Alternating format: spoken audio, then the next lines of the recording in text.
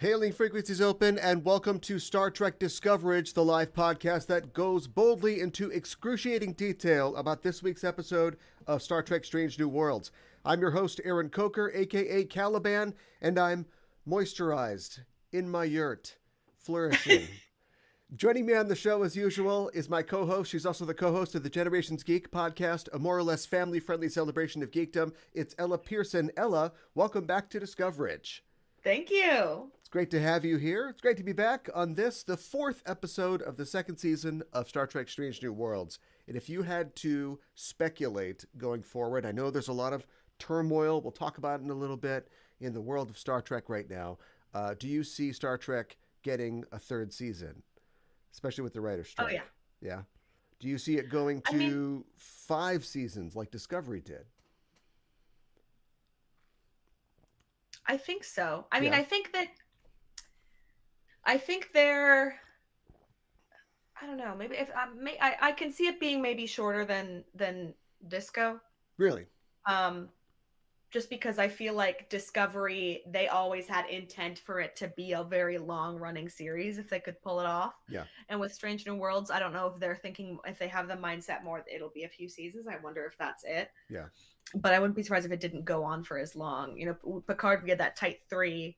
I Yeah. wonder if Strange New Worlds will have some kind of wrap up, That's and it. whether it will have to do with Pike's future. That's interesting. Like, I'm sure that TOS would have ran in perpetuity, if they had the numbers or knew they had the numbers. Mm-hmm. And I think TNG, I don't remember exactly, but, like the stars got too expensive or whatever it was. And they said 7 is fine. And that sort of set the precedent for 7, which we had for a long time. And like, of course, we know that the landscape of TV has completely changed now. But I think 5 seasons for a streaming show is very successful. And so with them going off the air, assuming that we hopefully can get the writers what they need and the actors what they need, I think that at least 5 would be a good goal for Strange New Worlds. But, we'll see.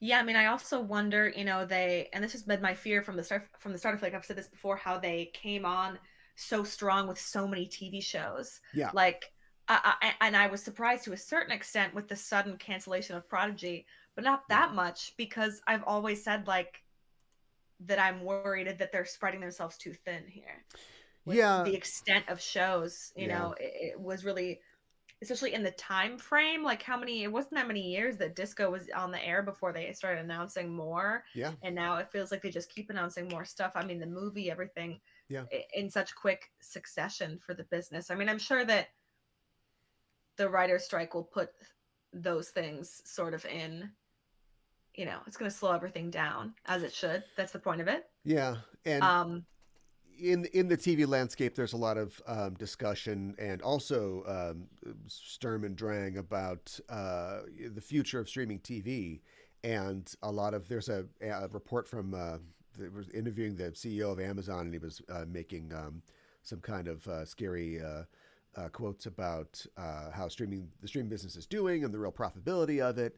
And so it's possible that the streaming revolution as it is might be in decline, and it may have never been as profitable as it seemed. So Interesting. it's not, yeah. Well, I mean, you always kind of wonder, like, a couple years ago, there's reports about how Netflix is running $1 billion in debt, but, Stranger Things season 3 is coming out, so don't worry about it. And you wonder how long a TV company can run like that. And, like, we don't need streaming and we don't need streaming ads and things like that. Like, TV has always ran on advertising. I mean, that's no surprise. And they've always managed to make money somehow, right? Like, we got to this point. But I think every time there's some new avenue, there's some new technology, we always have to sort of like suddenly look at it from another point of view, certainly from the perspective of the people creating it, like the writers and actors who are, looking for worthy compensation for what they do. And so I wonder if it's not their fault, but I wonder if having to cut a new deal, hopefully they get a new deal, will be the excuse for contraction, or if it'll be like the sort of straw that breaks the camel's back in terms of studios spending all this money and like acquiring other studios and consolidating.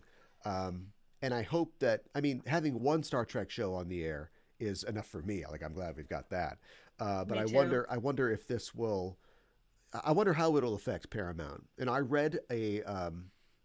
I'm not saying this is a credible report because it was on this like TV, show business finance site, and they're talking about how like insiders say like Paramount's like they're they're putting out fires, after the acquisition of Viacom and CBS and getting together and cutting jobs and then trying to do all the spending. And they're, some insiders say that, things are like they're looking to cut things. And of course, like seeing Prodigy get cut, like that's, and Grease, Rise of the Pink Ladies, like these are possibly No. symptoms of that. So hopefully they can, keep it all together.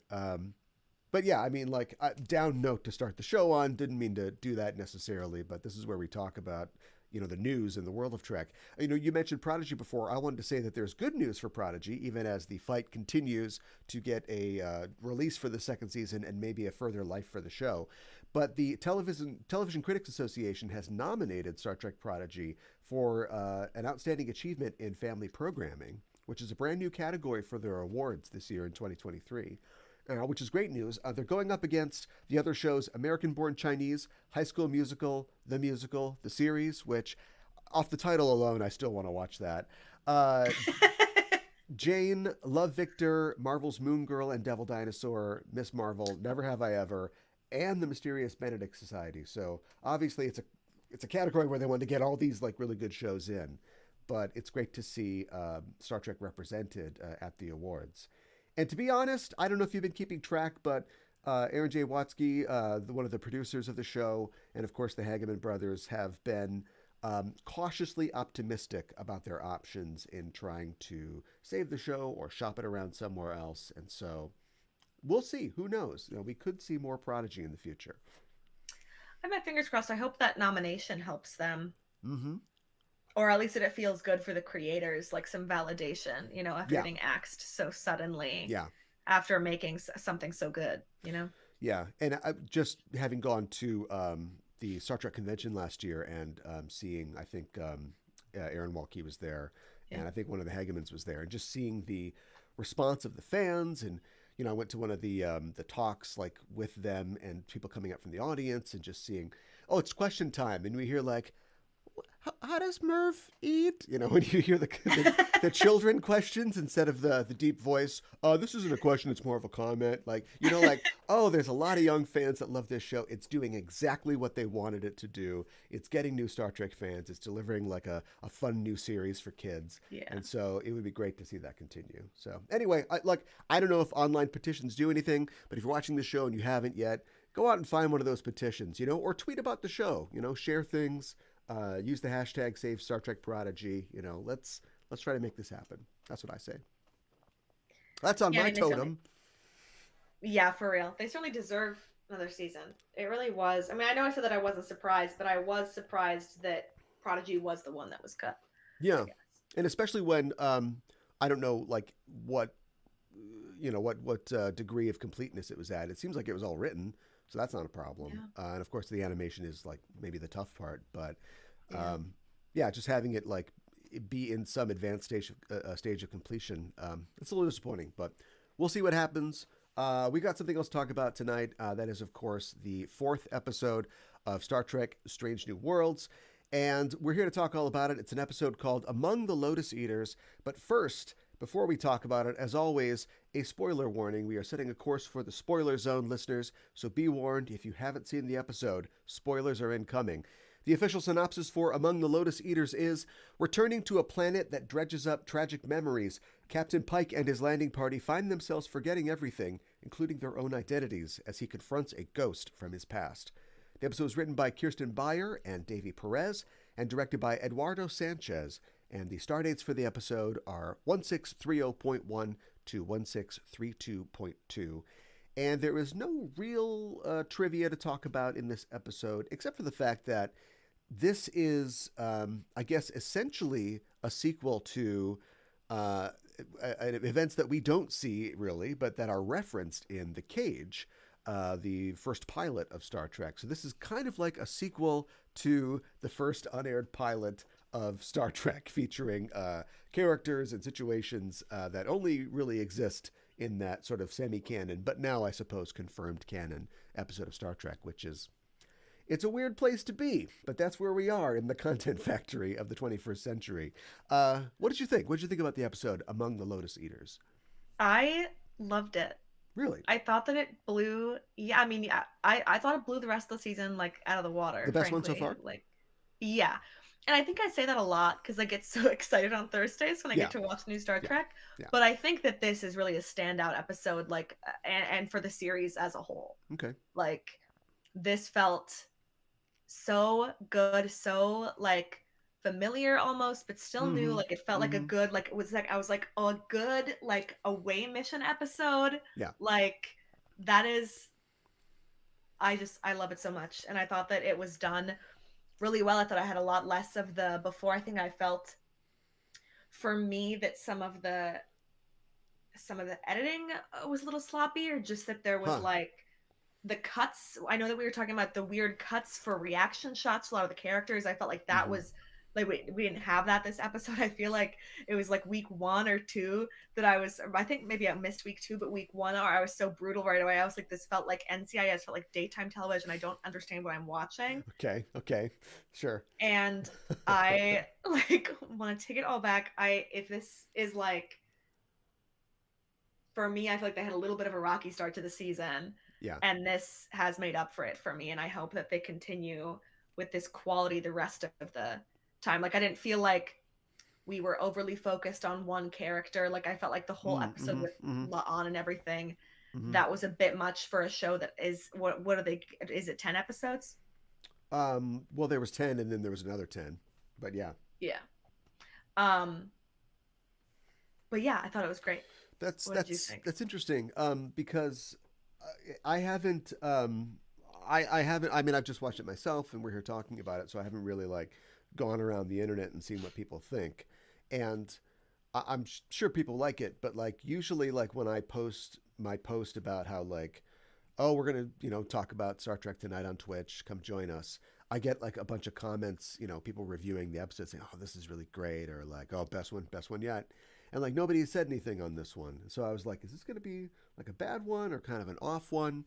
And so Interesting. yeah, but it's interesting that like you were like, the last three were okay, but this is the one that I really like. And I often find that like when there's an episode that people don't really like, I'm like, that's oh boy, that really did something for me for some reason. So I don't know why that is. Like my favorite Sam Raimi Spider-Man movie is Spider-Man 3. I know I'm a crazy person. I know, but so for me, I thought it was okay.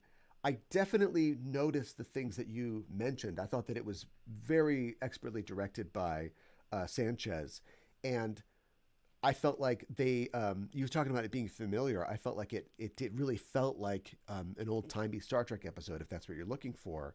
Having the landing party, having them have a problem, but that it affects the ship as well. That's something that like you see in TOS all the time, where Kirk's trying to do something on the planet, and then McCoy's trying to fight the disease that's affecting everybody on the ship. And so I think they were really like influenced by that. And then also like it was a really great looking episode. There were a lot of things that like sort of reminded me of old timey Star Trek, but with like zhuzhed up to the 21st century. So like when they were going towards the city or the settlement, and they were on that like flat plain with the there's just a couple rocks that we can hide behind. Like it reminded me of an old TOS episode. And usually it'd have like, the orange backdrop of the sky. But instead it's like a beautiful nebula and stars. And it's like, yeah, all right, this is probably what the production designer on TOS saw in his head, but he could never have Yeah. done, until now. So all that I thought was really great. The story kind of left me cold, though, no pun intended, because I felt like there was a lot going on. And usually there's almost always like an A story and a B story, but the whole focus was like, we're doing it. We're returning to this story. This is other than the Vina and the Telosians, like we're kind of covering the other part of the cage, and we're making that canon. We're getting that into the story, and it's about Pike and his connection to this failure that he had. And then he loses his memory, and he gets it back at the end, and is like, yeah, all right. Well, I am a Starfleet guy. I'm gonna, arrest you and save everybody.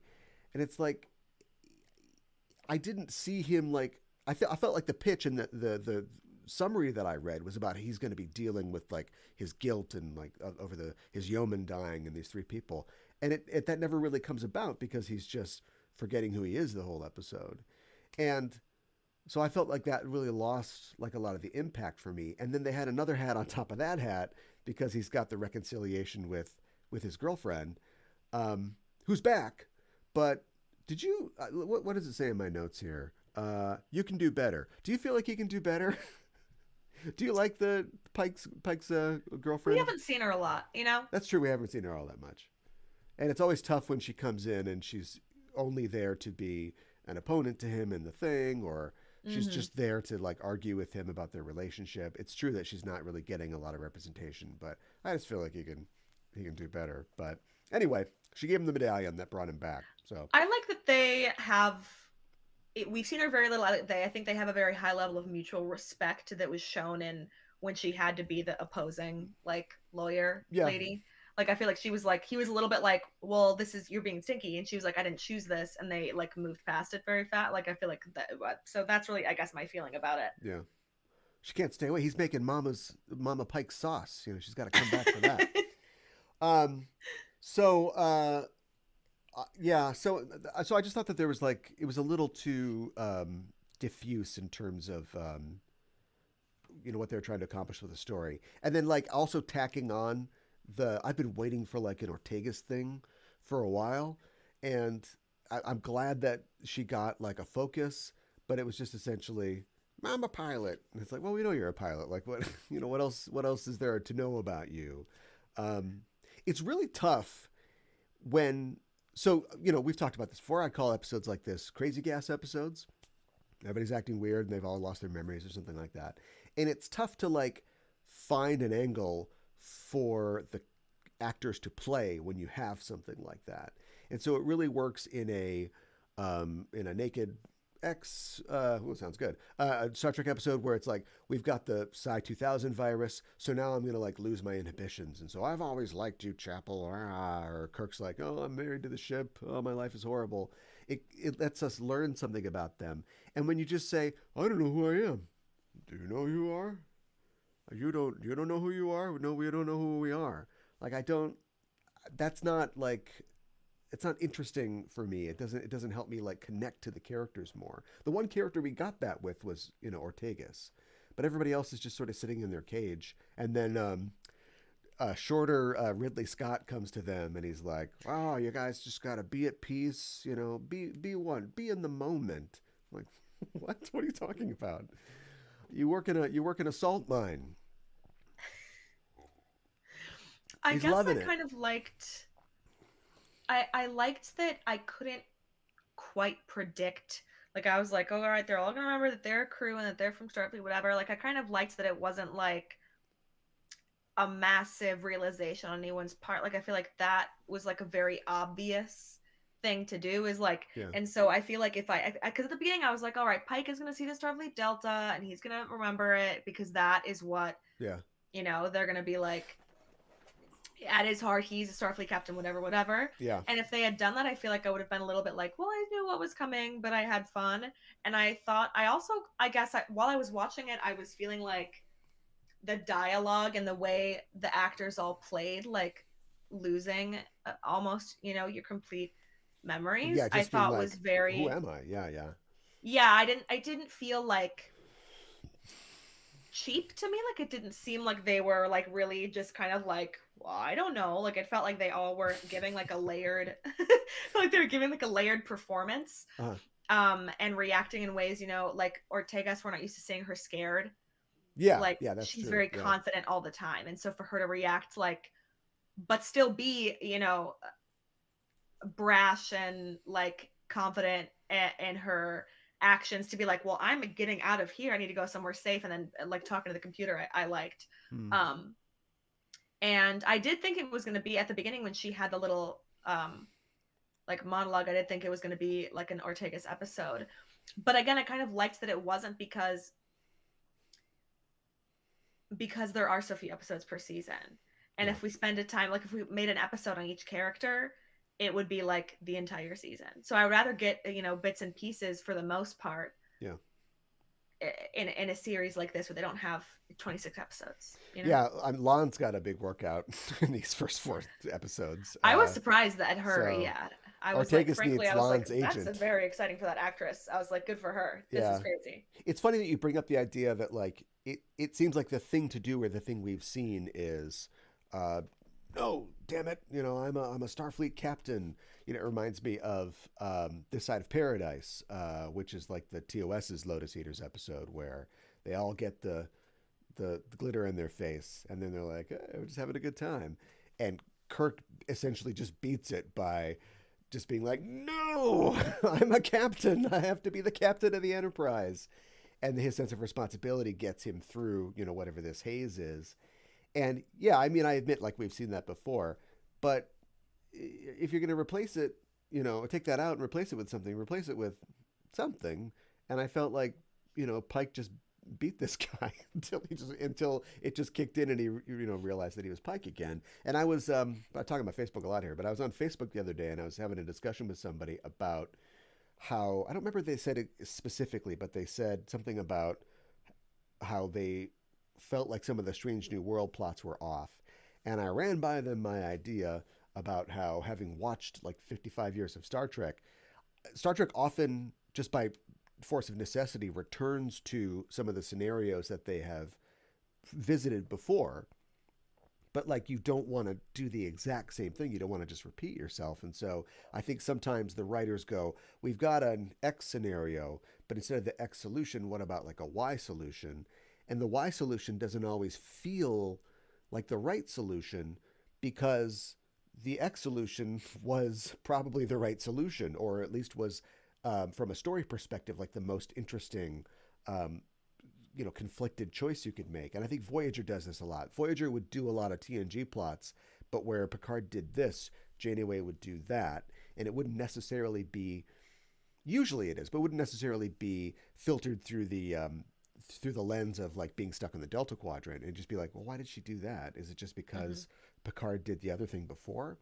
And I just feel like they punted on this one. Like, I would have liked to have seen, not that I need my characters to suffer, but like, Pike like really hurt this guy or like do something really bad and then come to and realize, like, is that the person that I am inside? Like, when I'm all my Pikeness and still got my hair. They have hair in those hair gel in those cages, but when I'm not Pike, like, am I somebody different? And instead, it's just, I feel like this series is afraid to really go dark and to scare us with these characters.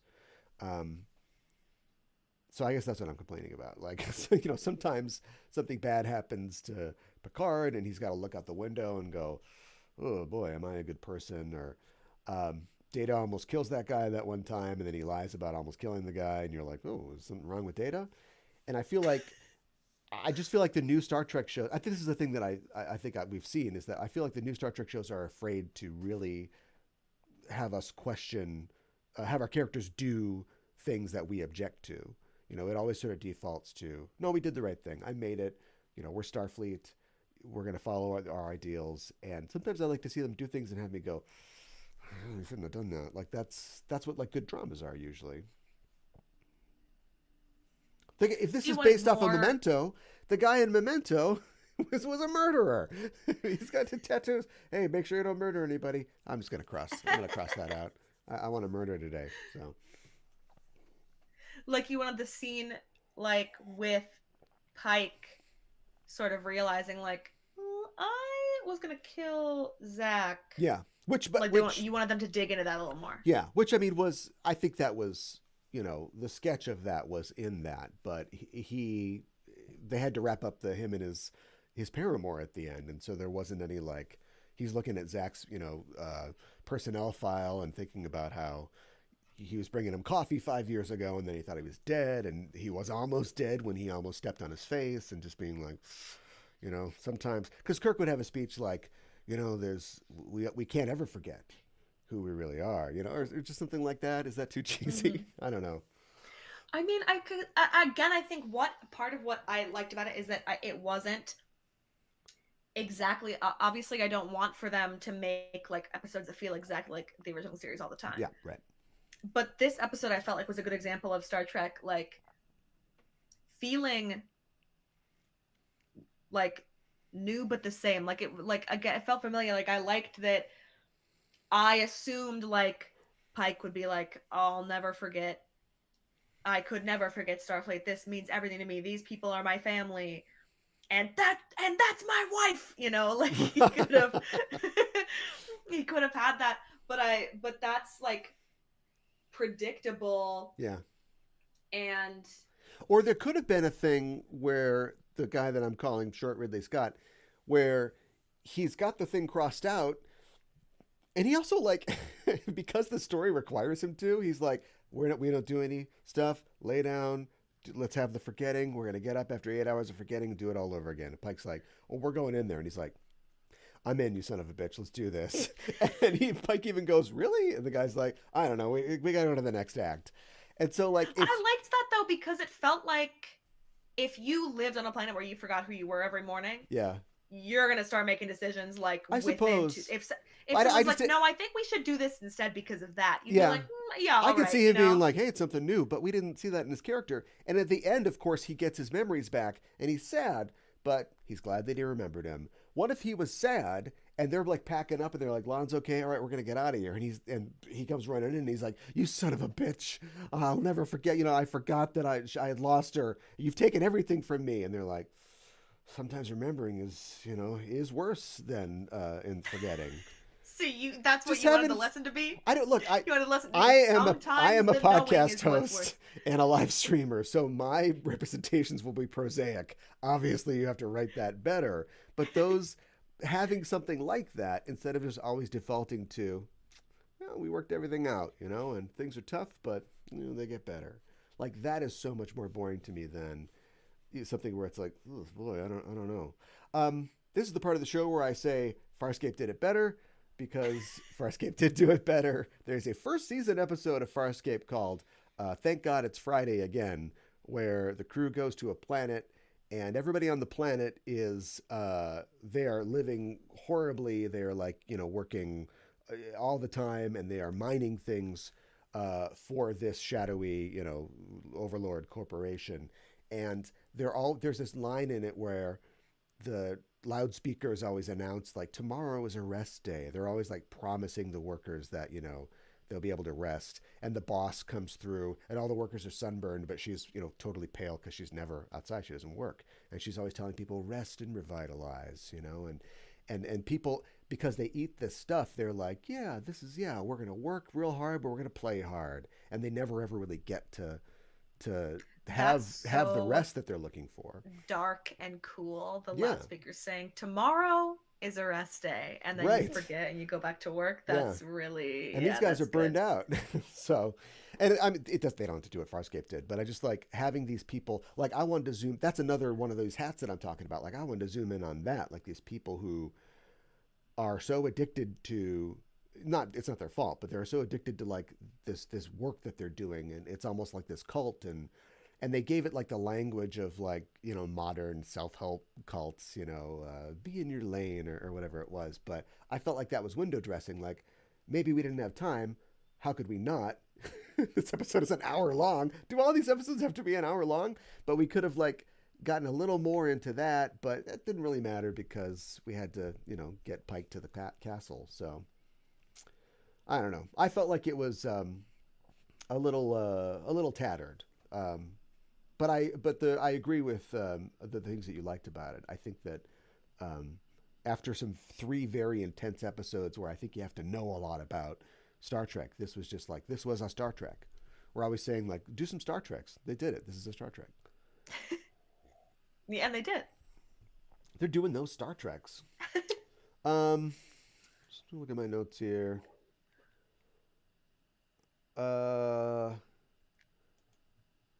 Yeah, he was really going hard on Zach though. Time out, Zach. Bam. Zach was going full.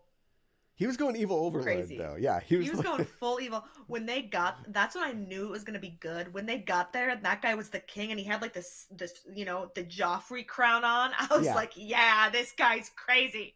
And I'm not saying that we should have this, but in the visual language of TOS or TNG, he would have some slave girls. They would be feeding him some grapes. Do you know what I mean? Like, you would understand why he was like, oh, screw, I don't have to get anybody coffee anymore. Okay, you guys all work for me now. Like, I am, Zach the First of Zachlandia. But I thought it was a little truncated that they just walk in and it's like, Zach? Oh, it's Zach. Yeah, I'm Zach. Put him in the cages. I don't think Zach was only mentioned before in the cage, right? I don't think he was even called Zach. He was just, my yeoman got killed. Tear another yeoman off the roll. I need a new yeoman to get me coffee. Anything else that you can think about to say about this episode? I think we covered it. I think we pretty much did. I think what we can get out of this, or the first 4 episodes in general, is that, they're solid. I mean, they're making a show, and I think that it's hanging together.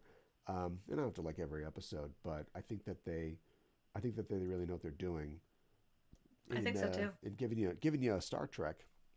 Well, I know that you have a heart out, so let's cap our discussion there. And that's it for the show this week.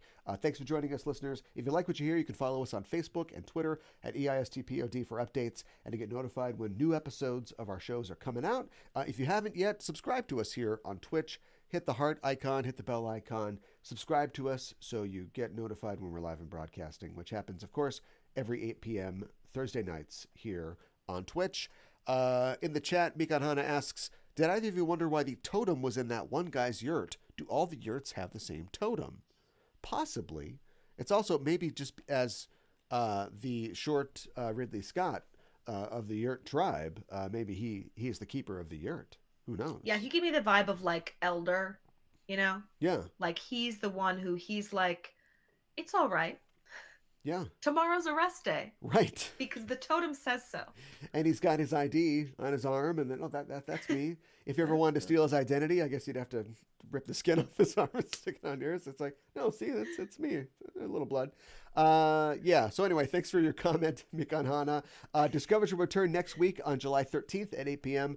for the 5th episode of Strange New World's 2nd season. It's an episode entitled Charades, or Charades, depending on who's saying it. And we don't know anything about the episode yet. Maybe they're just playing charades in the mess hall. That could be fun. We're here next Thursday to cover it and be going live once again at 8 p.m. Central. Follow us on Twitter or Facebook at EISTPOD to get updated and notified when we are live and broadcasting. That's it for tonight. I wanted to mention that Ella, of course, is going to be at Shore Leave Convention this weekend in Maryland. So if you're going to be there, say hello. Do you have a schedule, Ella, or do you know where you'll be at all? I don't have any panels. I usually follow my dad around, frankly. Sure. All right. A little bit. I sit in the back of his panels and I go, yay. Look for the person in the back of Scott Pearson's panels. Yeah. Okay. But I have, I'll have my little name tag on all weekend. Sure. And all that good stuff, and if I'm outside, then I'm the one, struggling to breathe the heavy, summer in Maryland air. Yeah. Swampy. But yeah. Yeah. Well, if you see Ben Browder or Claudia Black, tell them you guys did it better. You guys did it first. Thanks as always for joining me to talk about tonight's episode of Strange New Worlds and remind people they can find you online. Gondor Gold on Twitter. Awesome. And everywhere. I am at KA1IBAN on Twitter. You can find all of the shows on the Just Enough Trope Network at Just Enough Trope on Twitter. And that is it for this week. Thanks for listening. We are signing off. This is Aaron for Ella saying, live long and prosper.